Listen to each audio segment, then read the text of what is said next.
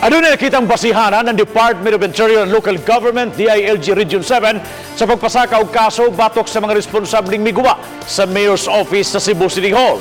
Ano ang report? Gigatag ng Isumiter sa DILG Region 7 Fact-Finding Team ang ilang report ngadto sa Central Office karong adlaw. Kalabot kini sa paghimulbol sa Office of the Mayor nga nagtumbok kang kanhi Mayor Osmeña og kaubanan nga may responsable niini. Matod sa direktor sa DILG nga nakakita sila og basihan sa reklamo nga ilang isangat. Apan ang ilang ulohang buhatan ang mutino unsa nga mga kaso ang ilang isangat batok sa kanhi Mayor ug mga kauban. Mipahigayon o ocular inspection ang DILG kagahapong adlaw sa nagusbat nga Mayor's Office. Sinabi ni Yusek Malaya that the department will be filing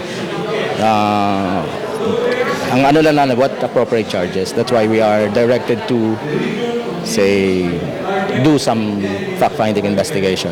Samtang ipinayag sa DILG nga ang ulohang buhatan usab ang muhukom kung gikinahanglan pa bang kuhaan sa iyang habig ang kanhi Mayor. Apan matod sa abogado ni Osmeña nga ngayon lang mahatagan og kahigayunan ang kanhi Mayor nga mapabati ang ilang habig. Titinan namin may yung guidance kasi titinan namin yung guidance ng Central Office kung kailangan namin kausapin si Mayor Osmeña. We are waiting for that opportunity to explain, and if that opportunity, when that opportunity comes, we are 100% sure that we can explain things properly. Kauban si John Solon, ako si Alan Domingo, Balitang Bisdak.